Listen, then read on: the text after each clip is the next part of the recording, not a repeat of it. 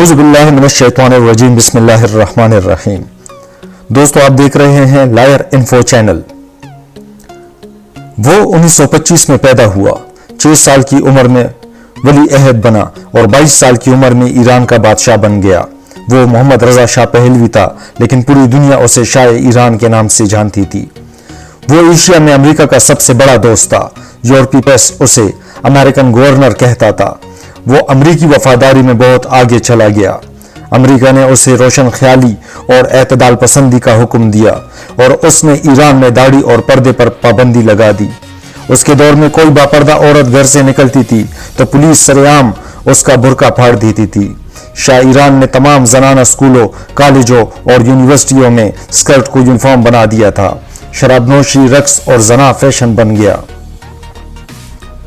شاہ کے دور میں ایران دنیا کا واحد ملک تھا جس میں کالجوں میں شراب کی دکانیں تھی، یونیورسٹیوں میں خواتین کی سودے بازی ہوتی تھی اور اس مکروہ کاروبار کو قانونی حیثیت حاصل تھی۔ شاہ کے زمانے میں 2 جرنیلوں کے ہم جنس پرست بیٹوں نے آپس میں شادی کی۔ سرکاری سطح پر نہ صرف ان کی دعوت ولیمہ ہوئی بلکہ شاہ اور اس کی کابینہ نے خصوصی طور پر اس تقریب میں شرکت کی۔ شاہ نے امریکہ کی محبت میں ایران میں موجود 42,000 امریکیوں کو سفارتی حیثیت دے دی۔ امریکہ نے شاہ ایران کے دفتر میں گرین فون لگا رکھا تھا اور اسے امریکہ سے جو ہدایات ملتی تھی وہ ان پر فوری عمل درآمد کراتا تھا۔ لیکن پھر شاہ کی امریکہ نواز پالیسیوں پر بغاوت ہوئی۔ یہ بغاوت 3 سال تک چلتی رہی۔ شاہ نے 12 شہروں میں مارشل لا لگا دیا۔ عوام نے اسے تسلیم کرنے سے انکار کر دیا۔ شاہ نے حکومت شاہ پور بختیار کے حوالے کی اور ملک سے فرار ہو گیا۔ اس کا خیال تھا امریکہ اب اس کی وفاداریوں کا بدلہ دے گا، لیکن جو ہی شاہ ایران کا طیارہ ایران کی حدود سے نکلا، امریکہ نے آنکھیں پھیر لی۔ شاہ پہلے مصر گیا، پھر مراکش، پھر بہاماس اور پھر میکسیکو۔ وہ اس دوران امریکہ سے مسلسل مدد مانگتا رہا، لیکن وائٹ ہاؤس اس کا فون تک نہیں سنتا تھا۔ شاہ ایران 1.25 سال تک مارا پھرتا رہا، لیکن کسی نے اس کی مدد نہ کی۔ امریکہ نے اس کے اکاؤنٹس تک سیز کر دیے۔ آخر میں انور السادات کام آیا اور اس نے اسے پناہ دے دی۔ جولائی 1980 میں قاہرہ میں اس کا انتقال ہوا۔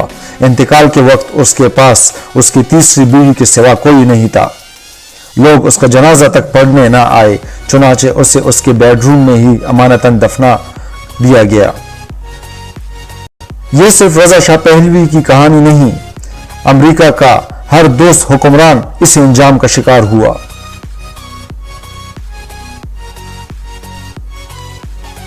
آپ اناستاسیوسو کی مثال لیجئے۔ وہ نکاراگوا میں امریکی ایجنٹ تھا۔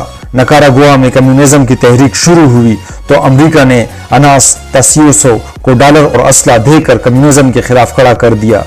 تاسیوسو امریکہ کی جنگ کو اپنی جنگ سمجھ کر لڑتا رہا۔ 1979 میں نکاراگوا میں اس کے لیے حالات مشکل ہو گئے۔ وہ ملک سے فرار ہوا، لیکن جو ہی اس نے نکاراگوا سے باہر قدم رکھا، امریکہ نے اسے پہچاننے سے انکار کر دیا۔ اس نے امریکہ آنے کی کوشش کی، لیکن امریکی حکومت نے اجازت نہ دی۔ اناستاسیوسو جنگلوں اور غاروں میں چھپ کر زندگی گزارنے لگا۔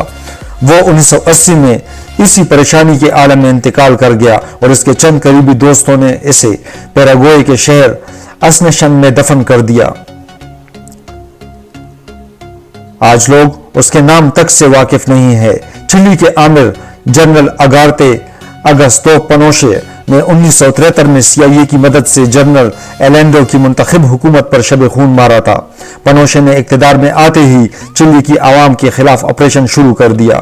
پنوشے 1990 تک چلی پر حکمران رہا۔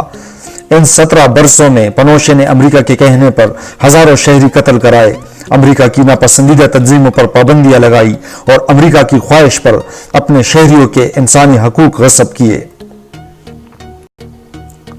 عوام 1990 میں پنوشے کے خلاف اٹھ کھڑے ہوئے۔ وہ مارچ 1990 میں لندن فرار ہو گیا۔ اس کا خیال تھا امریکہ اور برطانیہ اس کی وفاداریوں کی قدر کریں گے، لیکن لندن آتے ہی برطانوی پولیس نے اسے گرفتار کیا اور اسے اس کے گھر میں نظر بند کر دیا۔ اس نے उस नारवा रवैये और सलूक पर अमेरिका से एहतजाज किया, लेकिन अमेरिकी हुकूमत ने उसे जवाब तक देने की जहमत ना की। बरतानवी हुकूमत ने उसे सन 2000 में चिली के हवाले कर दिया। उसके खिलाफ मुकदमा चला। 3 दिसंबर सन 2006 को उसे हार्ट अटैक हुआ और वो दम तोड़ गया। उसकी मौत पर पूरे मुल्क में खुशियां मनाई गई, जबकि अमेरिकी हुकूमत ने एक सत्र का ताज़ियती पैगाम तक जारी ना किया। अंगोला का बागी सरदार जोनास सियोमनी भी अमेरिका नवाज लीडर था। वो बरसहा बरस अंगोला में अमेरिकी मफादात की जंग लड़ता रहा। नवंबर सन 1992 में अमेरिका ने उसे कम्युनिस्टों के साथ अमन मुआहदे का हुक्म दिया।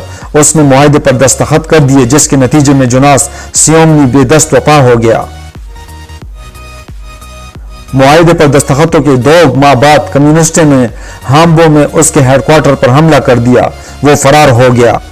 आज इस वाक़ये को 15 साल गुजर चुके हैं। जोनास सियोमनी जान बचाने के लिए छुपता फिर रहा है, लेकिन अमेरिकी हुकूमत उसका टेलीफोन तक नहीं सुनती। जनरल टोरेगा पनामा में अमेरिका का आलाकार था।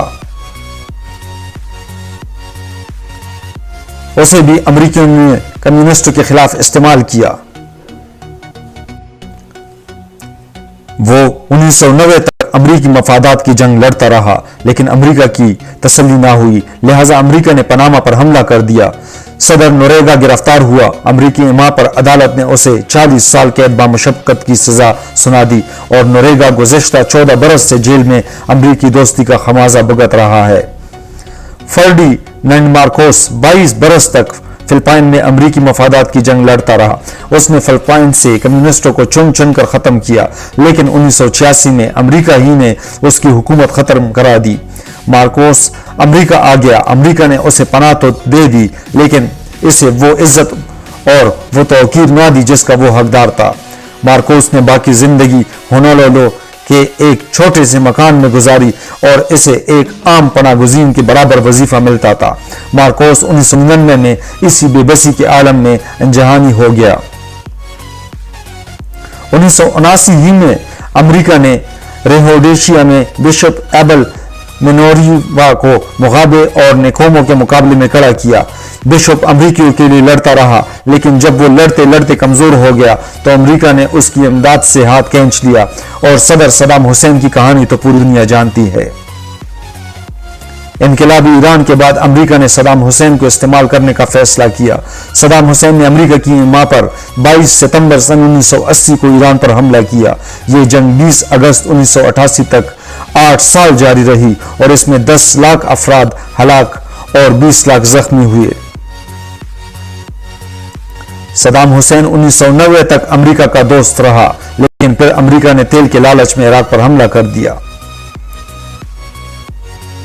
इस जंग में 86,000 इराकी शहरी शहीद हुए। सन 2003 में अमेरिका ने एक बार फिर इराक पर हमला किया। सद्दाम हुसैन गिरफ्तार हुआ और अमेरिकी हिदायत पर उसे 30 दिसंबर सन 2006 को बगदाद में फांसी दे दी गई। शाहिरान से लेकर सद्दाम हुसैन तक अमेरिकी तारीख दोस्त कुशी की हजारों मिसालों से भरी पड़ी है। अमेरिकी अपनी खारजा पॉलिसी को डिस्पोजेबल डिप्लोमेसी कहते हैं। इनका फलसफा है खरीदो, इस्तेमाल करो और फेंक दो। अमेरिकी कौम ब्लेड कुंद होने से पहले बीवी बदल लेते हैं। चनांचे ये लोग अपने दोस्तों को कागज के गिलास, प्लेट, टिश्यू और गंदी जुराब से ज्यादा अहमियत नहीं देते। ये लोग हमेशा केस टू केस और प्रोजेक्ट टू प्रोजेक्ट चलते हैं। चुनांचे इनके दोस्त जनरल अगस्तो पनोशे हो, जनरल रजा शाह पहलवी हो या जनरल सद्दाम हुसैन, ये लोग इस वक्त उन्हें दोस्त समझते हैं जब तक वो इनके लिए खिदमत सर अंजाम दे सकते हैं, और जिस दिन उन्हें महसूस होता है ये शख्स उनकी जिम्मेदारी बनता जा रहा है, ये उसके साथ जुल्फिकार अली भुट्टो और जनरल ज़ियाउल हक जैसा सलूक करते हैं और इसके बाद ये इनकी कब्रों तक पर साबिक की मुहर लगा देते हैं। ये है अमेरिकी दोस्ती और इसका इंजाम, और अमेरिका पिछले 214 बरस से दोस्ती के इसी फलसफे पर कारबंद है और इसने आज तक किसी शख्स के लिए अपनी ये पॉलिसी नहीं बदली। लेकिन हमारे मेहरबान ये समझ रहे हैं कि अमेरिका ने अपना सारा फलसफा बदल लिया है और वो अब बहरे अरब के आखिरी साहिल और बहरे ओकियानूस की आखिरी लहर तक हमारा साथ देगा।